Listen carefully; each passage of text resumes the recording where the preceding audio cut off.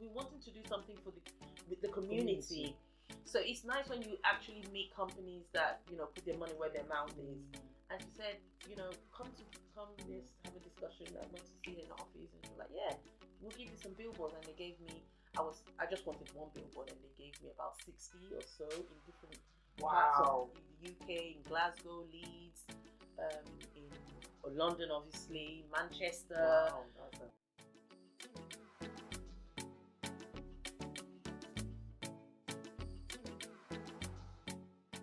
Hi guys, and welcome back to my channel, The Breakout Room, where we get to speak to entrepreneurs to find out what inspired them to start their journeys, some of the challenges, some of the opportunities, and some of the lessons we can learn from their experience. So today I have with me Lekia, and she started this project called Project Embrace, and I'm so impressed about what she's been able to achieve with the project. But I'll let Lekia introduce herself and the project. Thank you, Mo. Thank you so much for having me here. I actually feel really honoured. Really? Wow, I feel honoured too. That you take me to be a successful entrepreneur. You are. But yes, so as she said, my name is Lekia Lee, and I started Project Embrace, I think it was in 2000 well, the idea came to me in 2008. Okay. And then, but I didn't really do much about it until around 2010, towards the end of 2010, 2011. Okay. And basically, Project Embrace, as its name implies, is about learning to embrace ourselves, our authentic selves. And the main drive of Project Embrace was that I wanted to change the narrative around our hair, our natural hair, because generally when you speak to people, you know, they tend to have like, should I say, painful memories about their hair. You know, lots of women say, oh, when they were children and having their hair done, it was painful. But I think the most important thing is also the idea of beauty. The idea of beauty is seeing that your hair has to be straight before you're seen as beautiful. Yeah. And I don't know if I should say where that narrative came from. We all know that. So I wanted to change that narrative. I wanted to say that we don't need to change our hair or ourselves to be seen as beautiful. And the main reason why I wanted to do it is because I had a daughter. I wanted her to grow up knowing that she's enough and that she doesn't need to change anything about herself, least of all her hair, to be for anyone to be impressed or even appreciate her. I wanted her to learn to appreciate herself because I had to do that. Yes. And that was much later in life, in my 30s, when I had to learn to appreciate who I am, how I look, whether it's my skin color, the shape of my nose, because all of people tease me about my nose, people tease me about my eyes. Maybe I should remove my glasses. Well, I love your eyes though. Like, I was looking at them now, they haven't changed. They're still like Chinese eyes. Oh yes, I used to be called the only black Chinese girl in school. You know, and it's just I used to be teased about my color and things like that. So I went through a period where I felt really worthless because I didn't tick certain boxes when it came to the looks department. And, you know, obviously you get older and you realize that actually, you know, there's nothing really wrong because the idea of beauty is just a social construct. Yes. Someone just sat somewhere and decided that was what is seen to be beautiful. This is what is seen to be beautiful. And then obviously the propagating of that idea became, you know, aggressive. You know, and also with exactly. And with time, you see, as times change and eras change, the idea of beauty also changes as well. Exactly. So I'm thinking, if I was born in a different era, probably if you're size 16, you'll be seen as beautiful. Yeah. Like, am I going to keep changing my idea? How I am is enough. Yes. How I look is my idea of beauty, and that's what I'm trying to put forward with Project Embrace. But also, I think when you can accept how you look, and it's easier to accept who you are, your background, where you come from, I think it's important that we stand in our authenticity as much as, I won't say as much as we can, but we can stand in our authenticity 100%. It's just this idea of wanting to fit in, wanting to change ourselves, to fit into a certain environment. And that's where we lose our value. The value comes in you accepting who you are and people would actually change accordingly if you stand in your true authentic and you feel self. better and confident. You Because feel when so I much go out, better. trust me, when I wear a wig, I actually feel uncomfortable because I do have wigs. And I go out with it. I remember I was in Nigeria recently. I had a wig on, and I got to the event and I felt like taking it off. But I thought I've arrived with it. It will look odd for me not to have it. I mean, a lot of us wear it because it's a mask, almost. Some people feel naked without their wigs. Some people feel this is the look that is acceptable. Yes. And while some people say, look, anyone can do what they want, but I think it's important to understand why we do what we do. Yeah. Because nobody is born with an idea of beauty. We are taught what is beautiful, and what is that? What is the underlying reason agenda behind that. Exactly, teaching us that a certain way is better than another certain way. People say, oh, but my natural hair is difficult to maintain. It's only because we haven't learned or we've moved away from learning how to maintain our natural hair. And also, if we maintain our hair in a set way to keep it, should I say, respect its characteristics, so not trying to make it do what it's not supposed to do, it will be so much easier. So I do workshops and courses where people can learn to do especially their children's hair without pain. There's no need for the pain, there's no need for crying, but the main thing is we have to appreciate the look first. If we can appreciate the look, then everything else is easier. But yeah, I've gone through that. I went through a time where you won't catch me dead with my natural hair out. I would do everything because it's almost like dressing up too as well. Like your outfit is not complete if your hair is not in a particular way. But I went through a period where I was really depressed about my achievements, so to speak, and I had some people doubting me, and because my self-esteem at that time was shaky, so I was doubting myself. Obviously. I'm sorry that you went through that. I hope you found. I wasn't expecting this. Yeah, well, yes. This was a long time ago, maybe about 26 years ago. Oh, it's a long time now. You made it sound like it was recent. Oh no. So this is me building up into why. Okay, so I need to because I was going to ask you. Why? Sorry. Okay, so this is part of jumping. I know. Okay, no, because I thought that was modern day or current times. Okay, because I was going to ask you what inspired you. So you said two things inspired you, obviously because of your daughter, the narrative about black hair, and also because of those thoughts you had about ending things. Exactly. So I wanted to ask you then, so from the idea, from the time you had the conception of the idea, what was the journey like? Because obviously, I'll let you talk about the billboard. So what was the journey like to that? What did you have to do to get publicity or, to crystallize that idea? Yeah. Well, I think, yes, a lot of it, first of all, is in the mind. So it took me a whole 2 years. But I didn't go back because my why was very strong. Why I actually started growing my hair was for me to stand firm in who I am.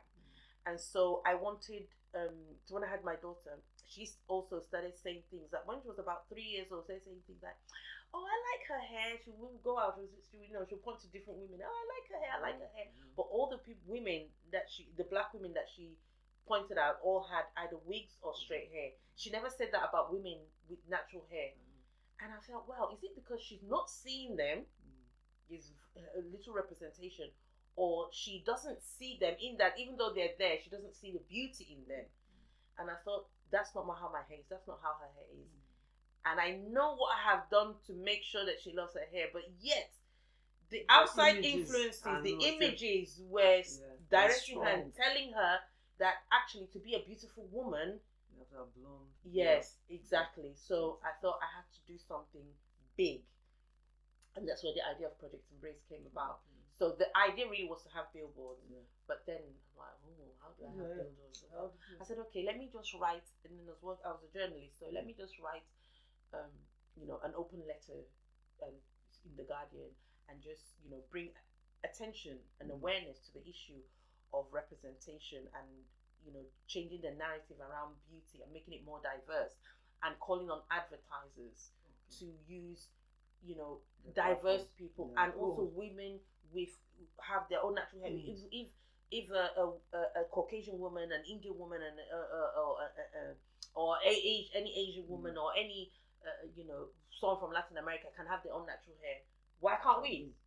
So that was it. So I wrote it in the Guardian and all of that. I wrote it out and was, ready to send it off, but I never did. Oh, you didn't? No, because my courage. I just didn't have the courage to do it. I was like, I can't do it. But then a year later, I was still, because passionate then about it, because it's like a seed. It's a seed had been sown, exactly. And my niece at the age of 7 was just saying, "Oh, I just want hair like this. I just want hair like this." Then I just said, okay, I'm going to do it myself. I'm going to create images with black women, beautiful black women with their natural hair, and put them on billboards.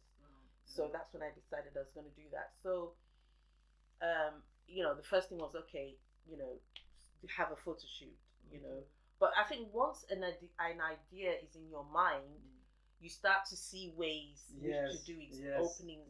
So you have to be courageous, and you have to know.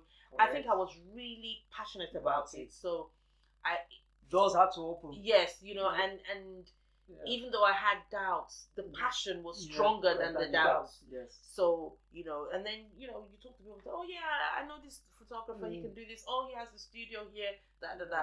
So I managed to get a photographer who did some really lovely images for me. He didn't take any pay, because he felt passionate about the idea as well, and it was really good.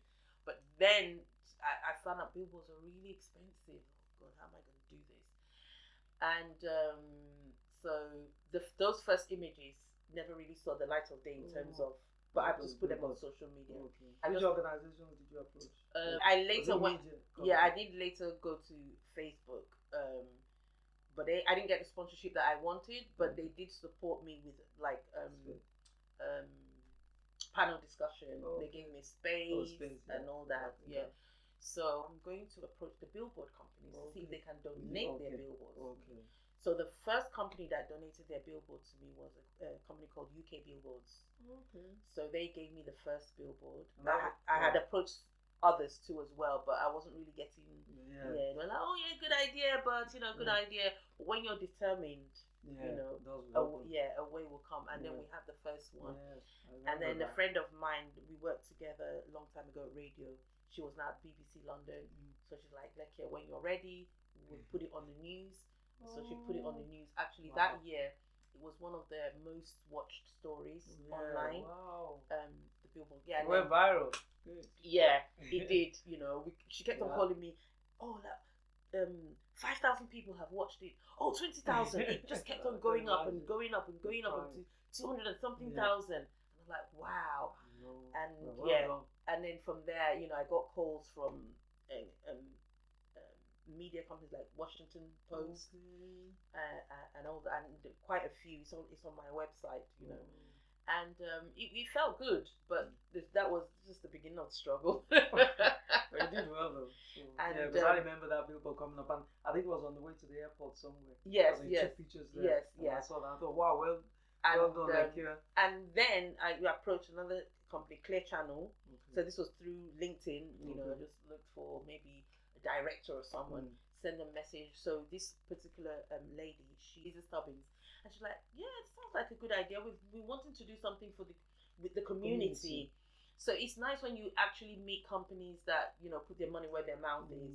And she said, come this, have a discussion. I went to see her in the office, and she was like, yeah, we'll give you some billboards. And they gave me, I just wanted one billboard, and they gave me about 60 or so in different parts of the UK, in Glasgow, Leeds, in London, obviously, Manchester. Wow, that's amazing. Yes, I was like, you need to see me the day I saw the email. I was like, on my back, my legs and hands were in the air. That's amazing.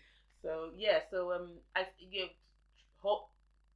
trying to answer your question, I'm sure I've gone off tangents. I don't to pull you back, but yeah. So I appreciate the story. Yeah, pull me back when you need to. I don't know. So I think So my question was then where you went to raise the funds, and you kind of answered that in a way. Yeah. So you did. So in the end, it's not like you raised funds. You actually appealed to the companies who have the billboards to put those. So when you go to them, do they cover the cost of actually putting it up? Yes. Everything. Yes. Wow. So and because because it was also so digital, so we just had to send. Yeah, but also I also got support from Nottingham City Council as well. They actually paid for it to be printed out and actually put on billboards, within Nottingham City Council, the city centre. So I think when you're determined to do something, you will find a way, as long as you don't. So I mean, this dream started at 2008. I actually got my Facebook page in 2011, and it was only until 2017. So see how long it takes, guys. 17 or 7? Yeah, 2017. Yeah. So it took 17 years. No, 8. So it's about 9 years. Yeah, roughly 8 years before I actually had, And it's funny. A friend of mine met me after we had the second round of billboards, and he said, "Oh, Lekia, when you mentioned it to me, I didn't say anything to you, but I thought, nah, she's never gonna be able to do it." No, I didn't. I don't think I understood, because I knew what you were gonna do, but I didn't understand how it would play out. Yeah, there's another friend. He just thought, nah, it's not gonna happen.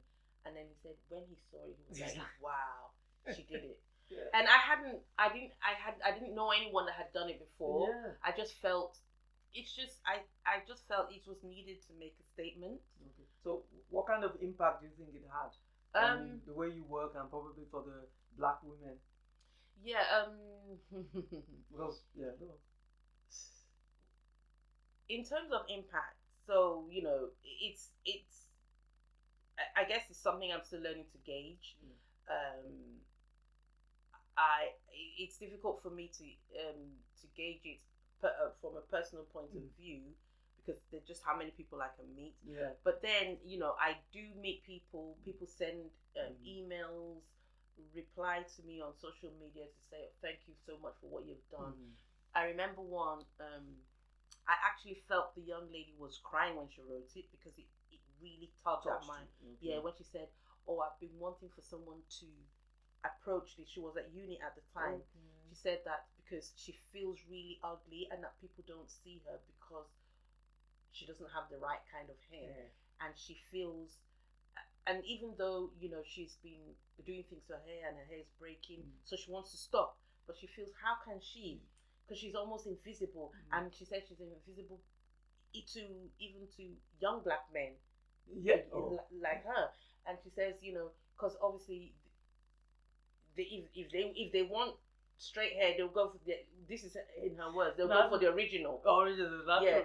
So that means they're going for white women, So she's seen that a lot of the Black young men that she was hanging around with at uni had the preference for white women, and or mixed race women, and then very few will see her, but when they see her with her natural hair, it's like you haven't made an effort. I know.